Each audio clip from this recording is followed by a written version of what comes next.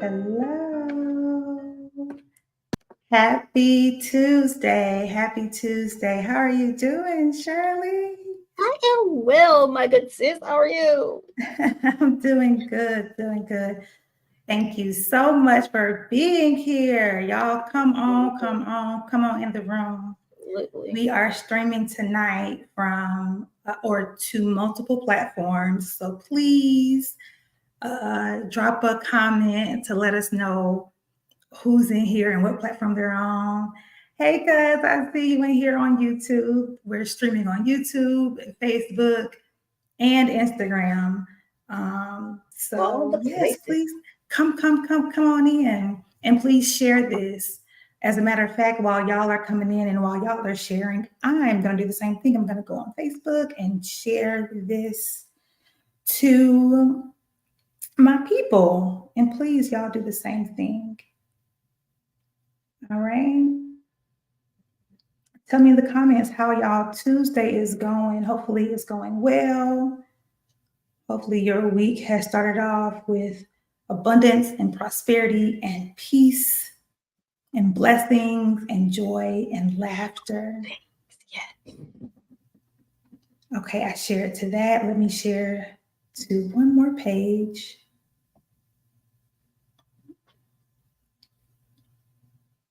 I'm so thankful that we get to stream to multiple platforms at once. I think it's the coolest thing. Isn't it amazing? Get to talk to all the people at the same time. At the same time. Wonderful. Yes, y'all come on in, drop a comment and say hi to us, please. And while you're at it, please share this or tag somebody in the comments. Tag your super hyper independent friend. You know who it is. Go on and tag her in the comments and tell her to get in here.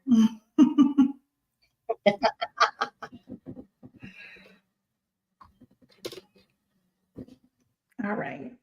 Let's go. Wonderful. All right, y'all. So for those who may be streaming from Shirley's platforms, I am Allison Brown.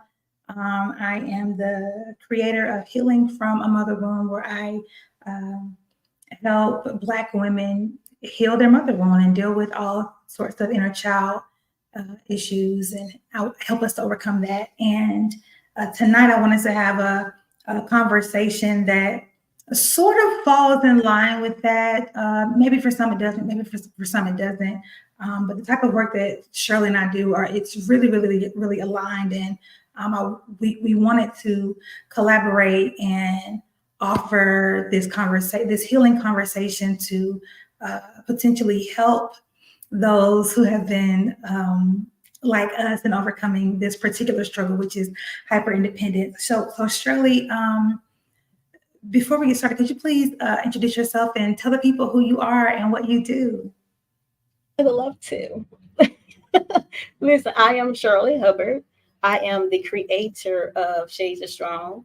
And Shades of Strong is a global initiative where I support hyper independent Black women in creating what I like to call a me first life, so that they can break free from the emotional overwhelm and learn to lean into the support of community rather than trying to do all the things all the time by themselves. And so Shades of Strong has been around since about 2018. The foundation of my brand is the podcast. And so, yeah, that's who I am. That's what I do. Oh, wonderful. I absolutely love your podcast name because, of course, as you know, I have a podcast called Shades of Brown. So I think it's beautiful that we get to merge and collaborate and this whole crossover thing, Shades of Brown meets Shades of Strong. It's wonderful. Yes, I love it because strong means so many things to so many people. So yeah, Shades of Strong. Yes, and we're gonna get into it. Yes. Yep. So I like to give a good baseline for our conversation. So could you just tell us what exactly is hyperindependence? I like to kind of define hyperindependence by comparing it to independence, because there's nothing wrong with being independent. Independence is where we have the capability to do a thing. We want to be self-sufficient. We know we can do the things, but we are not afraid to ask for and lean into support if we need it. Like, we can do it. We can do all the things if we want to, but we know that we don't have to. Hyper-independence is knowing that you can do all the things, you gonna do all the things, and you're not going to be willing to ask for help. You're going to be reluctant to ask for help. And that hyper independence is usually rooted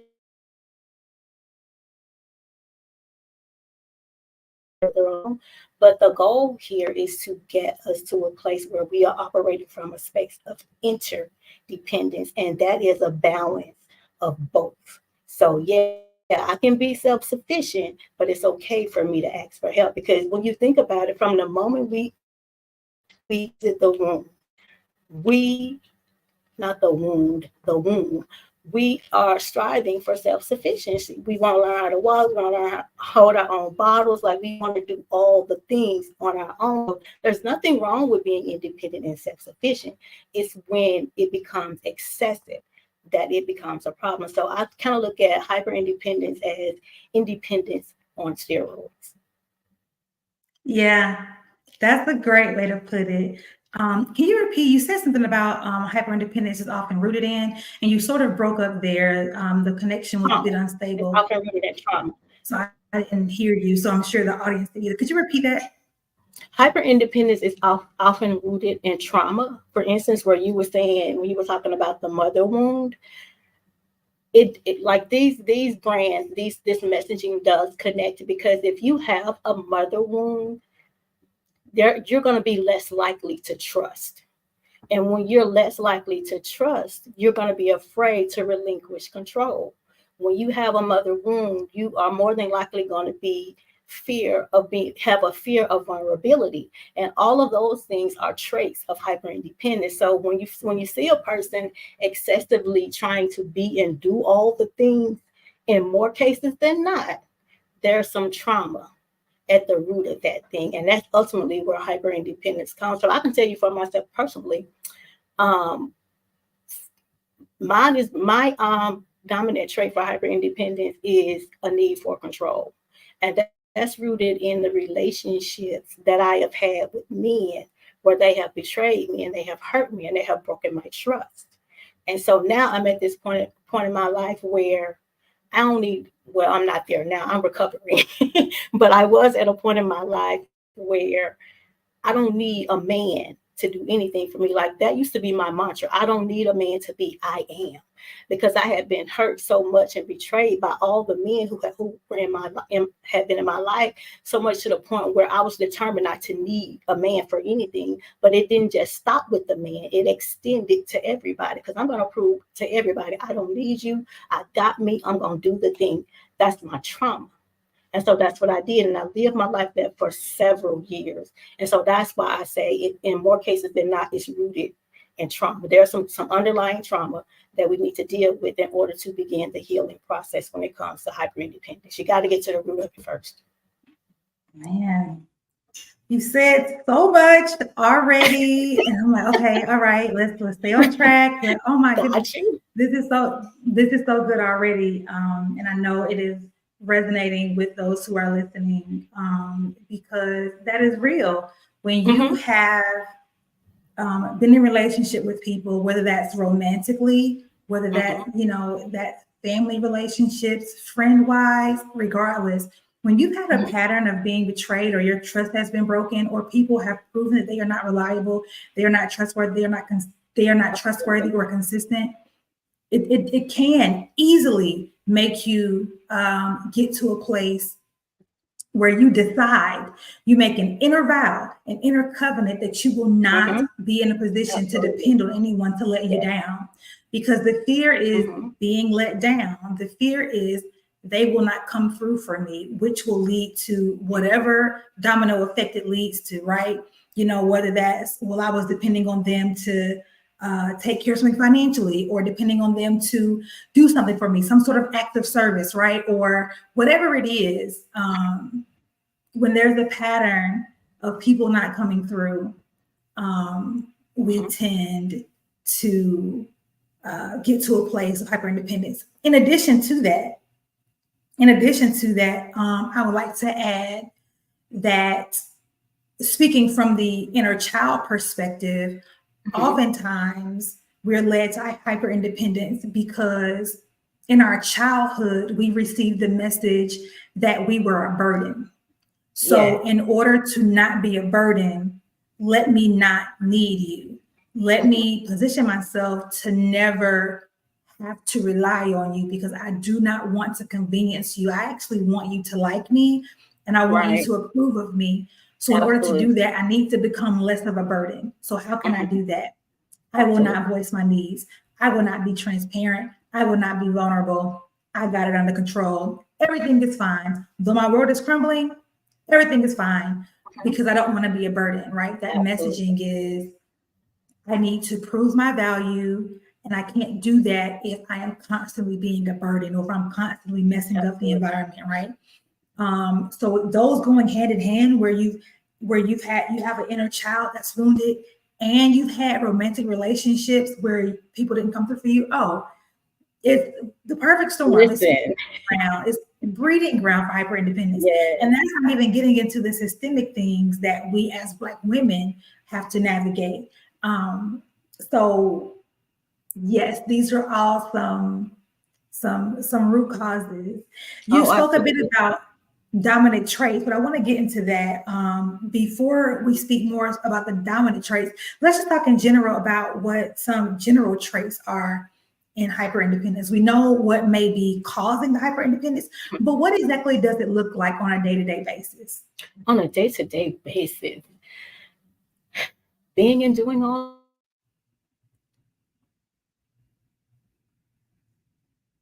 something looks like saying you're fine when you're not. It looks like suppressing your emotions. It looks like putting your needs on the back burner. It looks like working. It looks like not speaking up for yourself. It looks like whatever. She said, "Y'all can get off my street." It manifests in so many different ways depending on which trait you are operating most from. And Okay. so there, if you're ready, I can go into some of those Yeah, traits. let's get Um, into it. We let's gonna get stay on to the it. street, Let's okay? we're gonna stay We're on gonna the park and sit for a minute. exactly. There are 5 primary traits when it comes to hyperdependence, and I got my little notes here so I don't forget. The one of them is taking on excessive responsibilities, and the way I like to explain this one is Olivia from Scandal, Olivia Pope in Scandal. Oh, Yes, because Olivia Pope was like doing all the things for everybody, right? Like she was on it. She was taking care of what were they called? The gladiators. She was taking care of yep. Fitz. She was taking care of Cyrus. She was taking care of all the people. Like she was the fixer. She was doing everything. And so this trait is where a person takes all of it on. And I'm gonna fix it no matter what it takes. I am going to fix the things. So number one, taking on excessive responsibility. And then there's the need for control. I'm sorry, go ahead. Wait for a second. So number one, so if you are relating to these as she explains each of these traits, please put it in the comments which ones are resonating with you. Are you the fixer? Are you the one that is taking on excessive responsibilities? Yes, you're doing all the things. Are you trying to be people's Lord and Savior? Are you Not trying that to be Lord and people's Savior. God? Not that Lord and Savior. Do you possibly have a God complex? Trying to save I'm all just the people. saying it because this is a thing. This is a thing I relate to. Yeah, Absolutely. I would absolutely more quickly go to someone else's aid than my own, right? Mm-hmm. Absolutely. Because I have a good heart. No, I just love people, and I am called to serve. Girl, you got trauma that's unresolved. You are not Jesus. Go sit down somewhere. Go sit down. Go sit down somewhere. So please put it in the comments which ones that are resonating with you. All right. So number one, excessive responsibility, being the fixer. Okay, what's number two? Number two is need for control. And I relate this to Cookie Lyon on Empire. Okay. I don't know if you guys have seen that. So you got Cookie Lyon, and Cookie Lyon would have her hand in everything.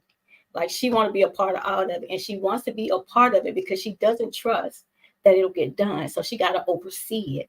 And because Cookie Lyon had been betrayed by Lucius, like she actually served time in jail for him. So now she's like, you know what? Nothing's going to catch me off guard. I got to have my hand in everything. I got to see what's going on over here in this box. I got to see what's going on in this box. I got to see what's going on in this box. Nothing's going to catch me off guard. So if you find yourself like you got to have your hand in everything, like I got to micromanage every little aspect of every project, everything in my life, everything in my children's life, everything in my sister's life, you Cookie Lyon. All day long, you are Cookie Lyon. And then the third one is fear of showing. Like for real. And the third one is fear of showing vulnerability. And this is Annalise Keating. Oh, if you ever watched, what was the name of that show she was on? How to Get Away with Murder. Murder. Yes. If you ever watched Annalise Keating, so this is fear of vulnerability. If you ever watched her, the only time you are going to look at her too, the only time you're going to see her being vulnerable is behind closed doors. Mm-hmm. She's going to get by herself and she's going to sob and she just of her home. And of course, she did have a few trusted friends, but for the most part, you're never going to see her showing vulnerability. So if you think about Annalise and you're thinking, yeah, that's me. So that's fear of vulnerability. And then you have number 4, which is wait. We gotta pause. Listen, I just want y'all to know you're not alone. You're not alone. So far, I'm 3 for 3. Okay. And then there's we're healing together. We're overcoming. We're healing together. This is why we have these conversations. I love it. Thank you for being so transparent. But hey, let's be real though. Even these comments, this is examples of vulnerability. Shout out to the comments. Okay? Yes, there you go. We gotta celebrate what we can celebrate, sis. We got to. We got to. What's number 4? So number 4 is reluctance to seek support, and this is going to be Mary Jane Paul of being Mary Jane, because Mary Jane Paul, she had to have her shit together. Like it did not matter what was going on in her life. She was gonna put on this facade that I got it together. And so no matter what happened, she's not gonna ask you for anything, because if I ask you for something, then it's gonna look like I don't have my shit together. Yeah. And so Mary Jane, you got Mary Jane Paul, reluctance to seek support, Annalise Keating, fear of vulnerability, Cookie Lyon, need for control. Then there's a 5th one, which is wait, you're breaking up a little bit. I want us to pause and make sure we get this. Let me make sure you come back. Okay. There you go. All right, now what's the 5th one? Okay. The 5th one is preference for solitude. Oh.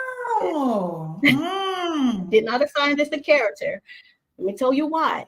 Because if you think about Olivia Pope, when she's going through the thing and things are not working out the way she wants to, where is she? By herself with a bowl of popcorn and a glass of wine. That's where she is. When Annalise Keating, when the world is against her and she can't control, not Annalise, but Cookie Land, when the world is against her, she's somewhere by herself, plotting her next move. What's my next move? So all of this is solitude. Think about Annalise Keating. She's by herself in a room with a bottle of alcohol or something, just drinking her sorrows away. And then reluctant to seek support. Mary Jane Paul, you're going to see her soaking in a bath with her little affirmations posted all over her mirror by herself, trying to encourage herself. So preference for solitude is in all of these. Because when life is not doing what we want it to do, then we isolate ourselves. And the truth of the matter is all of these things are intertwined. And that's why you see people in the comments saying, oh, I'm one, I'm two. And you got some people saying, oh, I'm all of them. Because all of us operate from all of these spaces at some point in our lives. But there is one that we operate the most from. And that's where we need to begin the healing. We need to start there. And when you start the healing for the one that's your dominant trait, you'll notice that all the other ones begin to heal too, because they're really all intertwined together. Now, where do you operate most from, Allison? Oh, not a therapy session. Wait. Where do you operate most from? Oh, you are challenging me to be vulnerable. Wait a minute. Okay. Yes. Let me get something together. I think I relate most to, ranking these is going to be difficult because I unfortunately do relate to all of them. Okay, let me go backwards. So solitude would be my least dominant. I have been doing so much better in recent months about asking for help and leaning into support. So those would be down the line. So that leaves vulnerability and fixer. I'm gonna say vulnerability. Showing vulnerability is my toughest. Yep. Okay. Because even in the work that I've been doing, in healing my inner child, as I always say, it's a journey. Our healing journey isn't linear. There is no destination. We are healing. It is very much an active journey. So there are still some of these things that I deal with. Right. Showing vulnerability is by far absolutely the most difficult for me. So that may be my most vulnerable. And the trickiest part about it is there's this, I don't even know what to call. I don't have the language for it in this moment, but there's even this thing where my body, in order to protect me, I think I'm being vulnerable, or I think I'm being more open and sharing. And then down the road, I have these conversations where people don't see me or understand. I'm like, dang, maybe I haven't been as vulnerable. Maybe I haven't been as transparent as I thought I was being. And I do this thing where I share a lot. I share content online. I do podcasts. I do live events. I do all of these things where I'm sharing, right? I have a whole platform about mother wound healing where I do share, about my story. But even in that, I am still so very guarded, and I am still so very, I hide. I do. I admit it. I hide. But it's just that deep rooted fear, that fear. You know what it really is in regards to that one specifically. We so desperately want to be seen, but we are equally afraid to be seen. The very thing we want and need, we are afraid to have it. We're afraid to get it. It's like, I want you to see me. When you don't see me, I'm hurt. But also, wait, don't see me. Don't look at, don't you? Right. Don't do that. Yeah. So yeah, that may be my most dominant. I see a comment saying that solitude is their dominant. It was their go-to. I relate to this. Solitude has been my go-to for years, but that need to control the outcome is thick in my spirit. I relate. Listen, Yes. when folks be complaining about micromanagers, I'd be like, I mean, you know, I hear y'all, but I have a tinge of I that gotta make sure. because Yeah. of that. I get it. I'm not saying Yeah. it's right. I know it's my toxic trait. I know.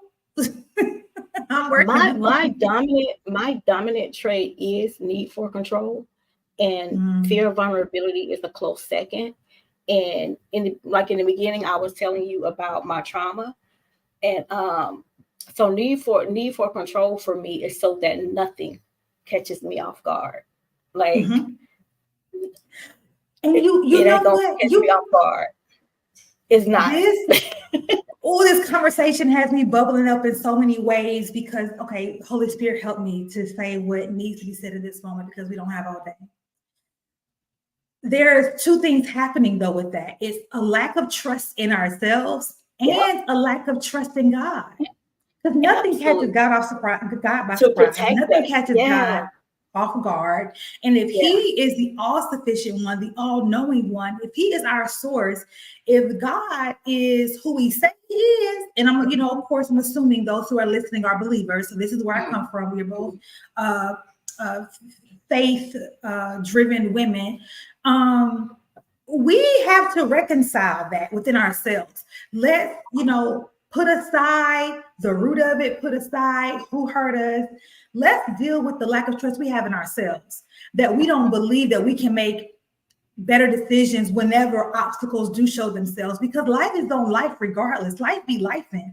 Why do we not trust ourselves enough to deal with the storm as it comes, to deal with the hurdles as they come, or to trust in a God to give us the strength and the wisdom and the strategy and the know-how to deal with things as they come, and trying to circumvent and prevent and manipulate and get in the head. It really begins to, we really begin to get into dangerous territory because we're trying to operate outside of our lane, outside of our authorization. Honestly, we Yes. get beyond the bounds of what we are authorized to do. So I don't mean to be harsh in that, but we have to be real about what's really happening. Yes, we've been wounded. Yes, we've been hurt, but we have the creator living within us. We have the ability to make conscious, wise decisions, whether it's not getting into relationships with people who have shown patterns to hurt us, or whether it is not befriending someone who we know is shady. You know what I'm saying? Like we instead of trying to control external factors, let's start to take more management or be more mindful over what we're doing within us so that we're coming from a place of introspection, right? And not trying to control everything outward. I just think I got real passionate for a second, but man, it's like I'm hard on myself. I'm hard on myself about this because it's just like, girl, you know how to do this. On like you can navigate this. You don't have to try to control everything because even if something messes up, we know we have the tools to deal with that as it comes. You know? Okay, I'm sorry. Well, I'm actually glad you brought that up because I went through exactly what you're talking about because my daughter was molested by her dad, my now ex-husband. Jesus. And so he was a minister. And so when you're talking about and that's why I say nothing's gonna catch me off guard. So my dominant trait is need for control because now I gotta see everything, before it gets to me, because I gotta protect, and so even in that, and it is what you're saying, that like there's a lack of trust in myself that I can make sound decisions. And then there's also a lack of trust in the God that I serve, because you're supposed to be watching over us and protecting us. And so it's taken me several years of healing to get to the space where I am now, where I do trust myself now, and I do trust that God will protect me. But that didn't happen overnight. That took therapy. It took a lot. It took a lot for me to get to this space now. But even now, I still struggle for that. And it's like you were saying in the beginning, that healing is not a destination. Like we are always healing, and there are going to be moments in your life that even when this is your dominant trait and you're on the journey to healing, there are going to be some times when something is going to trigger you and you're going to be like, no, I still gotta be here. I gotta have my hand in this because it cannot catch me off guard. I gotta see what's gonna happen. I need to know what's gonna happen next. I need to know what the outcome is. So it's a journey. It's not something that's going to happen overnight. Like I was mad with God for like years. I like, don't talk to me, bro. I ain't got enough for you. Don't talk to me, you know. Let's talk But about it took me. though. Let's Okay. talk about that piece. And it ties into this comment, you know, having a plan for the plan, having a backup for the backup. We all understand that it is simply wisdom to prepare, right? Preparation prevents poor performance. I've heard that all my life from my auntie. Shout out to my Aunt Linda. Preparation prevents poor performance. We understand that we have to be we have to be prepared. It is just simple wisdom, right? To go about life understanding risks, understanding what could be around the corner, being proactive. We don't always want to be reactive. We don't always want to be on the defense. We have to be on the offense, right? Right. Making sure that we are the ones, you know, guiding the ship to a certain degree. What happens though, back to this whole not trusting in God, a lot of us are believers. A lot of us even spend time with the Lord, you know, or whatever that looks like, you know, whether we're listening to, you know, worship music, or we're going to church multiple times a week, or maybe even, you know, every morning we're reading our Bible app scriptures. But a lot of us don't trust God. We may love the Lord. We may serve the Lord. We may pay our tithes regularly. We may do all the things, but we are offended with God because we believed that certain things shouldn't have happened, or he should have come through because of what we did. I obeyed. I did this. I did that. I did what you told me to do. You. Yes. I did what you told me to do, and I still ended up wounded. So now you have betrayed my trust. So I'm cool on you. I still love you, but I'm gonna rock with you from a distance. And to that, I just want to remind you that God, even in silent seasons, God has not disappointed us. Either we believe the word or we don't. The word tells us, never have I seen the righteous forsaken. Like there is, you know, and the word tells us over and over and over how, you know, the Lord will never leave us nor forsake us. It tells us all throughout scripture how the Lord is ever present. He is near to us. It wasn't the Lord who disappointed us. Maybe it could be our perspective that needed some shifting. It could have been our expectations that may have not been exactly aligned with the Lord. Maybe we thought this meant that. Right. Maybe we thought the Lord should have moved according to our timeline. You know, there's so many things, right, where we have positioned ourselves through our flesh, not through ill intent, not through anything harmful, but just through our own heart and, you know, our own fleshly desires. It's like we reasonably thought these things should have happened, and we were left disappointed. But I do encourage you all, us all, to lean back into and to draw closer to the Father, because he isn't the one who disappointed us. And I have had to go to the Lord. There have been times where I'm like, Lord, am I mad at you? I didn't think I was mad at you, but am I mad at you? Dang, I am mad at you. Okay, let's talk about it. I am upset, man. I'm actually really, really bothered by you. And I don't know what to do with that. The Lord isn't, God's throne is not intimidated by our lack of trust. God, he doesn't love us any less. You know what I'm saying? Like, so I want us to lean back into that. That's just one aspect of it, because it's just like us needing to have the backup plan to the backup plan to the backup plan. That is where the excessive part comes in. We doing too much. Doing too much. Yes. But I want to acknowledge how real it is, though, because what you're describing is vile, is evil. How could you let this happen under my nose? This is my child that you gave me, and you didn't let me know, but in order to protect, to cover, to prevent. That's real. Let me be very clear in that, in validating your experience is very real. It is completely reasonable to be in that place when you've been wounded And when you feel like it's everybody, including the creator, your parents have wounded you, your friends have wounded you, your partners have wounded you, your boss then screwed you over, and now you feel like the creator himself has done you wrong. What you say? Of Yes. course, Yes. you tend to lean towards solitude more than anything. You know, and some of us, not all, but some of us even like to call it being an introvert. Sometimes not to be an introvert, you may just be wounded. There are real introverts. Let me be very clear. There are real introverts. I'm just saying that everybody not an introvert. This is true. This is true. And that's why it's so important to get to the root. Yeah. Get to the root. It's so all that important getting understanding for sure. And understanding, yes. Ask yourself the hard questions. Ask yourself the hard questions. Okay. So you've been sharing a bit about, you know, your personal stories, and I really appreciate you sharing vulnerably. When you talk about, you know, the root causes and how you can trace your independence back to, you know, relationships, what stories were you telling yourself then? What narrative was being told to you? What did it tell you about yourself? And how did those things shape your beliefs about yourself?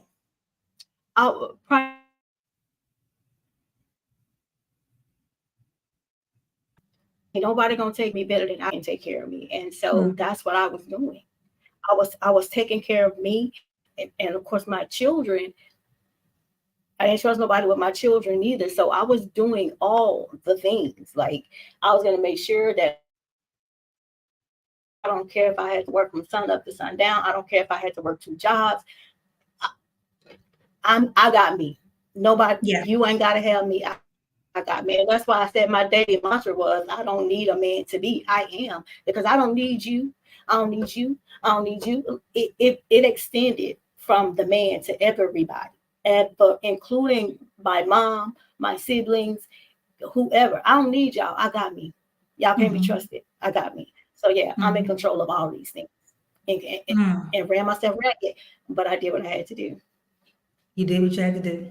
You did what you had to do, because if we won't do it, we won't get done.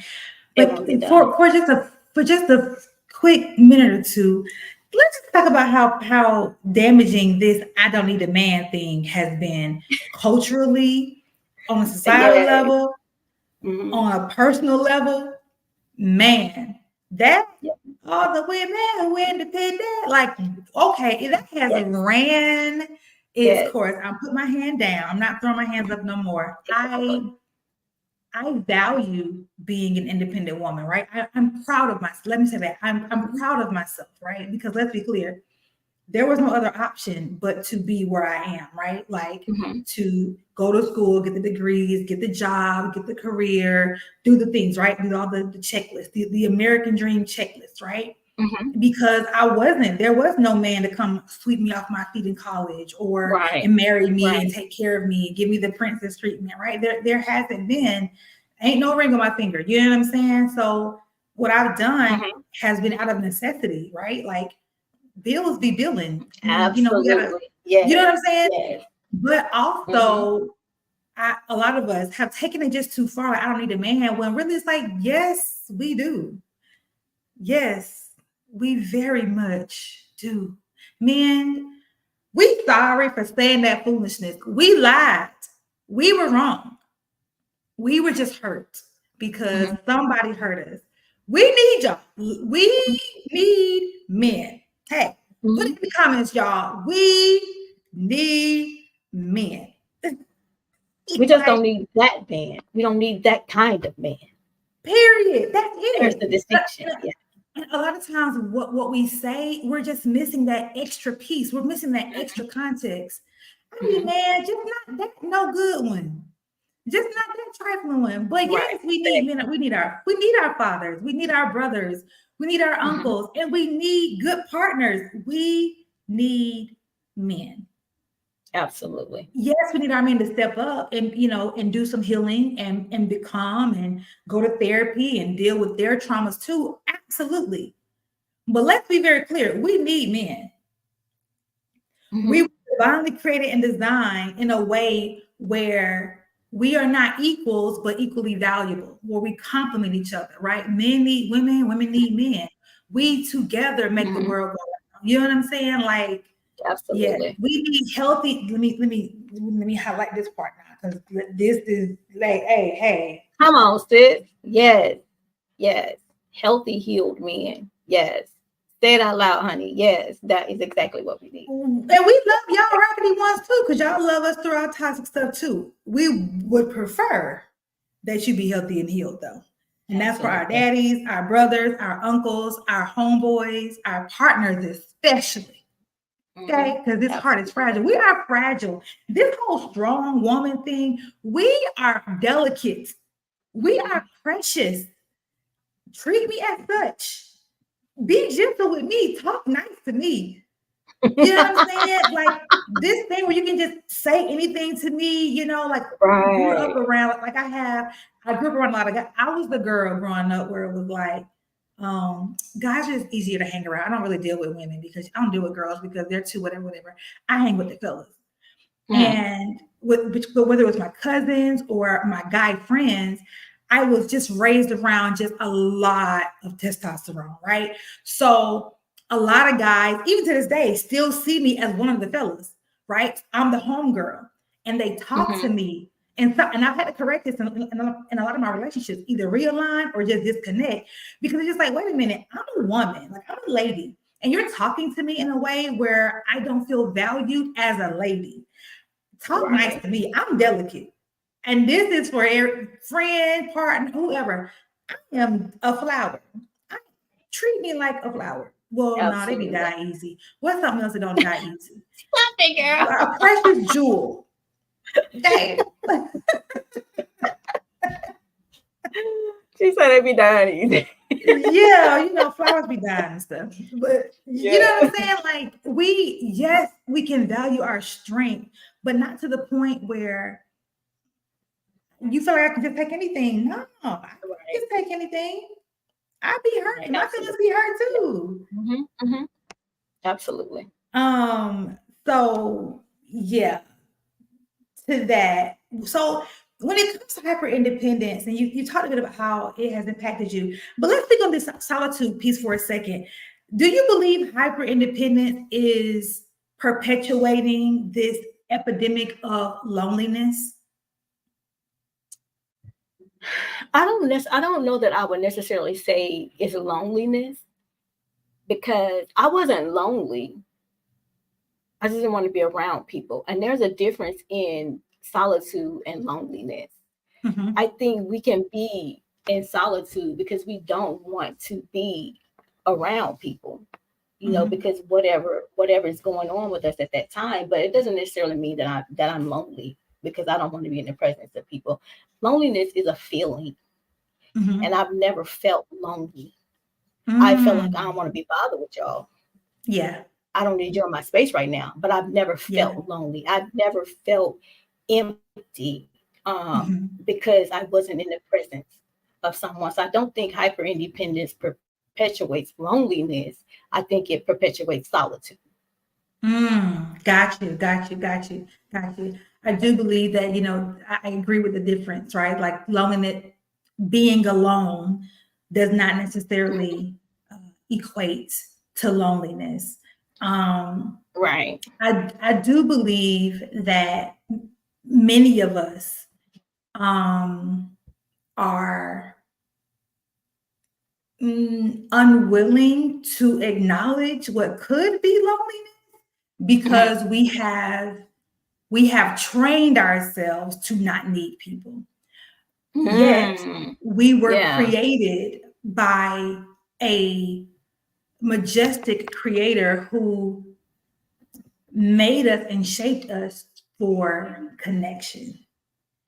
And even though some of us, like me, I call myself an ambivert. I am like right smack in the middle of introversion and extroversion, right? I am dead smack in the middle. I sometimes crave people and crowds and being outside, and that social battery will die. And I'm like, you know what? I'm good for 3 months to not see nobody. You know what I'm saying? And I'm exaggerating, but I need and enjoy solitude, right? So that's not that. But we all were created for connection. And I believe some of us take solitude too far and train ourselves to not lean into our natural need for connection, which does create loneliness, whether we acknowledge it or not. Um, so I encourage those who may be feeling like you said, you haven't felt unfulfilled. To those who have felt this like emptiness, and you haven't known what to call it or how to define it or what to fill it with, maybe consider that you need help. You need more relationships. One thing that I have had to learn is that if we have had relational wounding, we will need relational healing. Oh, absolutely. Yeah. We can't say, all right, well, because I was harmed in relationship, I'll just take myself from relationships. No, we just need better, healthy relationships. And that is risky and it requires a lot from us. But we need people. We need the right people. We need people who hold us accountable. We need people who will affirm us and encourage us and uplift us. We need people who will tell us that our lace is showing. We need people who will tell us that our leave out ain't quite right. We need people in our corner. We need people to just sit in silence with. We need people, period. So while I absolutely love that you have not experienced loneliness, I am speaking to the people like me who have and have been shielding ourselves from connection because we're so afraid. We're so afraid of people. We're so afraid of being hurt again, being seen, shame, all things. That's going to go back to you getting to the root of the thing.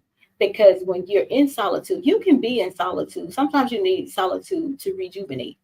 Yeah. Sometimes you need solitude to just be in the presence of God or whomever your higher power is. That's fine if that's what you need. And that's why you have to get to the root, even with the loneliness. Ask yourself the hard question. And when I'm hosting my workshops, one of the questions that I ask participants is, when is the first time I experienced this feeling? When is the first time I felt lonely? Who was the first person that made me feel this? And so if you can answer that, then you will be able to determine whether or not it's loneliness versus I just need a little bit of solitude. You see where I'm going with that? Yes. And so that's how you distinguish between the two. Because yes, people absolutely experience loneliness, but in order to know which one it is, you've got to ask yourself the hard questions. Yeah. Being an introvert can desire to be extroverted in a certain season and keep feeling, which essentially is someone just you convert from introvert to extrovert. Wait, let me make sure I understand this question.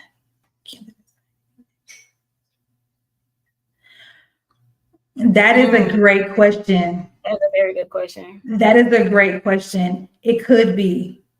Like there have been times where, because though I say I'm an introvert, I often default to being an introvert, So in those times, I'm like, oh, I just need to be around people. I just need to just need community. You just need community. I just need community. You're in a season of your life where you need community. And and like you said in your comment, that's not necessarily loneliness. It's just that I need to be around some people right now.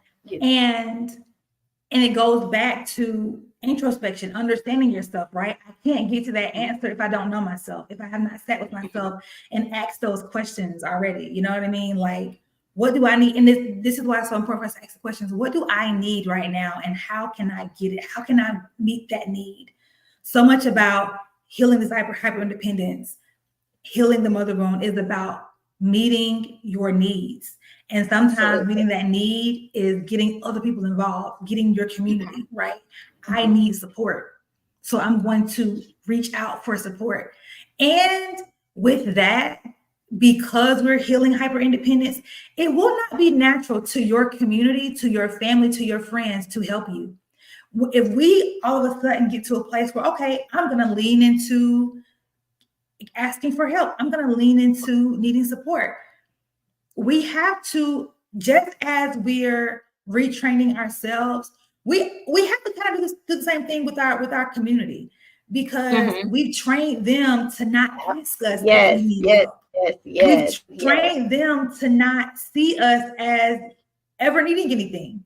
You know, we've trained them. So we have to make a conscious and intentional decision to get out of that and say, hey, whatever those conversations are, it doesn't have to be awkward or mushy or whatever, but whatever those conversations are, have those conversations so you can let people know, like, hey, I need help in this season. Like, I don't really got, I tell my friends, like, as I go through life in certain different seasons, I am a bit stronger than other seasons, or I have more capacity in certain seasons than others, right? Where I'll be like, hey, y'all can lean on me in this season, because I'm very, very like stable and secure. I'm good. And there are times where I'm like, hey, I ain't got it, y'all. I need y'all. I need help. Yeah. And that has to be within the bounds of safety, right? I'm talking about, we need safe people. We can't. I will never encourage people to be vulnerable with unsafe people. I'm never encouraging. It's gotta be a safe space. It gotta be a safe. It gotta be. So identify the people who are safe in your life and lean into that community. I'm never encouraging people to go into a harmful environment and be vulnerable and risk being wounded further. I am never encouraging that. That is dangerous. That is dangerous. Absolutely. But we do have to lean into the community and say, all right, this is new for me. This is different for me, but I need help. And then be proud when you receive that help. I saw a post today that said, let people go out of their way for you. Oh, it was I forget her name, Jennifer, the Black Mother one. She said, let people go out of their way for you so that you can see it really wasn't out of their way. So that you can see you actually aren't a burden. It actually wasn't too much for them. It's fine. Everything's fine. Nobody got hurt. You know what I'm saying? Let people go out of their way. Get into that support, because we are people who are already showing up for people in that way. We're already going above and beyond. We're already overextending ourselves, right? Let's lean that back and let people reciprocate. Let them, ask them to. Absolutely. Yes, absolutely. So what tools and strategies have helped you the most in evolving from hyper independence to interdependence? Tools. I don't know that they would necessarily call these tools, but I would say trust. Because learning to trust other people, learning to trust that they can do a thing, helps me to release control. So I would say trust, community, because when I'm in community with people, they'll tell me when I'm doing too much. And not only will they tell me when I'm doing too much, they will lend a helping hand. They'll say, hey, sis, let me take this off your plate. You know, girl, you ain't got to have your hand in everything. So trust, community, and therapy all day long. Therapy offers me that safe, the things that I'm feeling, and I have people in my circle too that can do that. But in therapy, I can just be open, not worry about being judged for a thing, not worry about feeling shame around it. So trust, community, therapy all day, every day. I think those are phenomenal tools and strategies. Therapy is such an amazing, especially when you have a good therapist, or the right, not a good, because I think therapists in general are good, the right therapist for you. It's a game changer. It's a game changer. And there is so much power in community, so much power in community, as well as trust. Letting people be, letting people mess up, letting them not be perfect, because we aren't, even though we lie to ourselves and tell ourselves we are perfect. Let them mess up. Trust that things aren't going to be perfect, and trust that we have everything we need to overcome whatever those imperfections are. I think that is amazing, and I encourage everyone listening to use those tools and whatever other tools you need to begin cultivating interdependence. I didn't tell you I was going to ask you this, but I'm curious, what have been some of the most significant changes you've seen in your relationships now Oh that my you are God. leaning towards interdependence? It's been so amazing. Like, even with my children, it's just been so amazing, Allison, because my children, they got the unhealed version of me when they were children. But as they are now into adulthood, they get to see this healed version of me. They got the version of me that didn't even want a hug from them. They got the version of me that I didn't have time, to be in their presence, because I got to make sure everything is running smoothly on my end. So I don't have time to hang out and play with y'all and talk with y'all and do all of those things. But now that I'm on this healing journey, my last two children got the best of me. I mean, they got the absolute best of me, because I was on my healing journey. And so I was able to love on them and show them the support that they needed and show up for them, while I was also showing up for myself, because I knew how to balance the thing. But even the children who didn't get that version of me, they're getting that version of me. Yeah. Have strengthened. They can come to me and they can share things with me without fear. Like, we have conversations and people be like, "Oh, you talk share mama," and that's because I've created a safe space for them as well, because now they don't see me as this stoic person who will not bend no matter what. So that it has changed the dynamic of our relationship. Now, there have been some negative changes as well, like for instance with my mom. When I started healing, I started putting boundaries in place, and so the dynamic of our relationship has since changed, because now things that I would allow her to say and do in the past, I won't allow those things anymore. So there's been that, but then there's been this other side that's been amazing. And even in my friendships, like, I'm more vocal about what I need. I'm not ashamed to say, "Hey, I'm having a bad day today." I have this one friend where when I'm just like really beating up on myself and just like being down on myself, I'll send her a voice note and I'll say, "You know what? I'm having a bad day. Like, I'm dogging myself out over here. I need somebody to gas me up." And so she'll send me a voice note and she'll just send me all the things and she'll gas me up. And so that's why I say community is so important, because you need people in your corner and who be there for you when you're doing too much. Yes. Because sometimes you just be doing too much.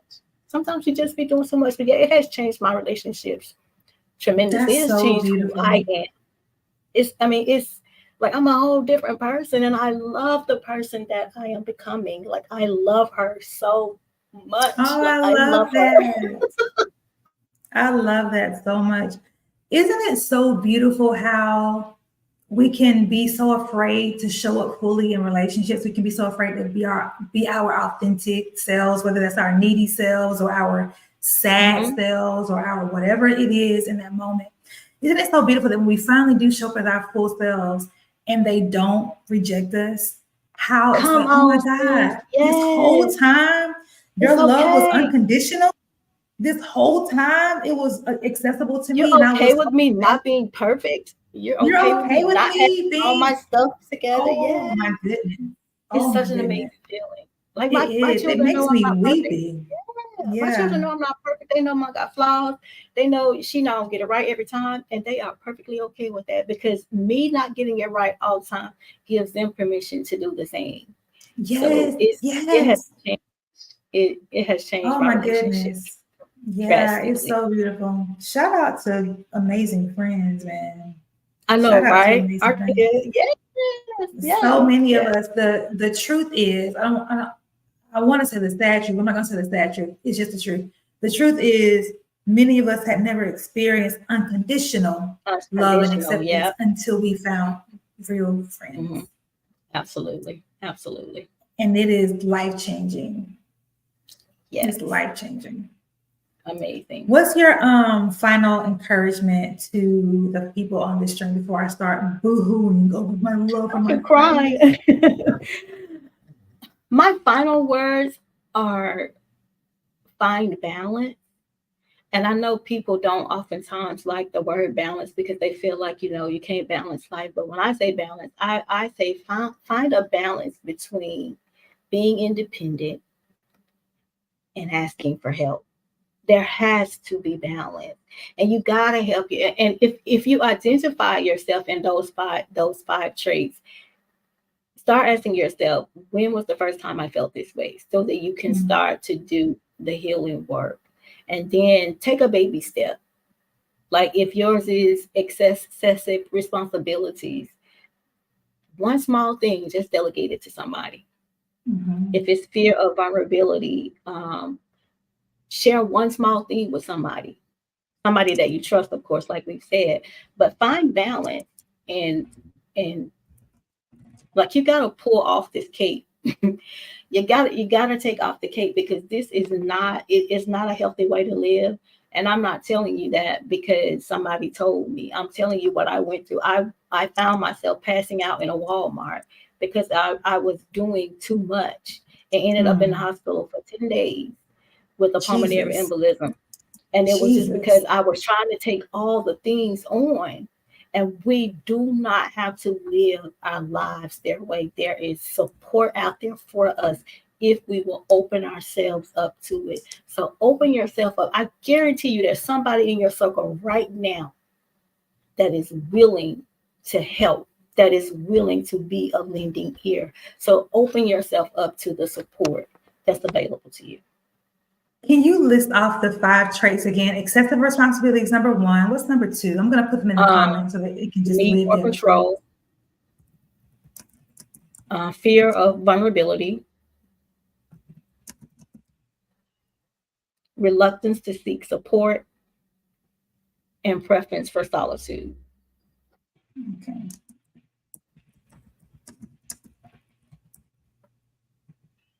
Okay.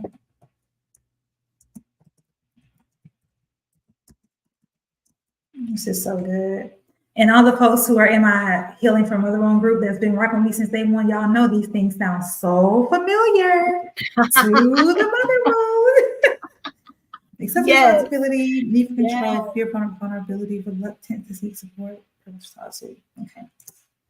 All right, I'm putting those in the comments. Y'all can take notes and jot them down. And I encourage y'all, like tonight, journal, like right maybe right after this, look at the pen and paper, or get your phone and just jot down what resonated with you the most. What is your dominant trait? Where it came from when you first noticed that was happening again. What your goals are with regard to interdependence, and how you can begin cultivating interdependence in your life. Like, let's be intentional about it.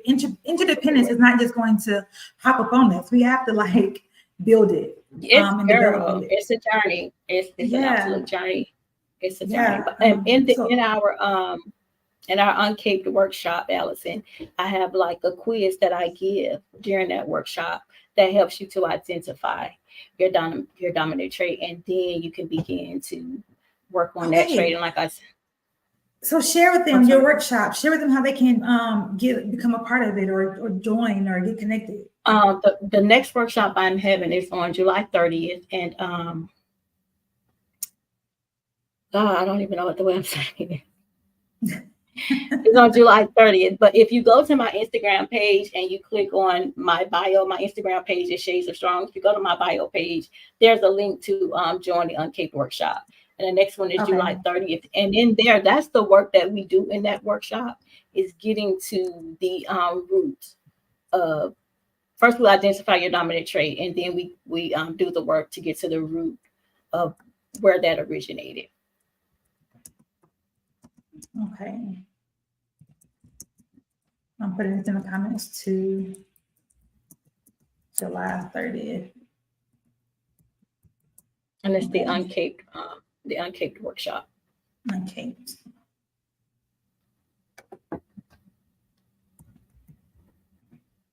Wait, am I spelling it right? Uncaped? Yeah, it's not uncapped. Yeah, they will change it to uncapped every time. Is there a dash in Uncaped or just There is. UNCAPED? There's a dash. There's a Okay. dash. UN hyphen Kate. Okay. But yeah, I would love for y'all to come hang out with us in there. It's good. Allison, you should come. Come. Yes. It's a good time. It's a really good time.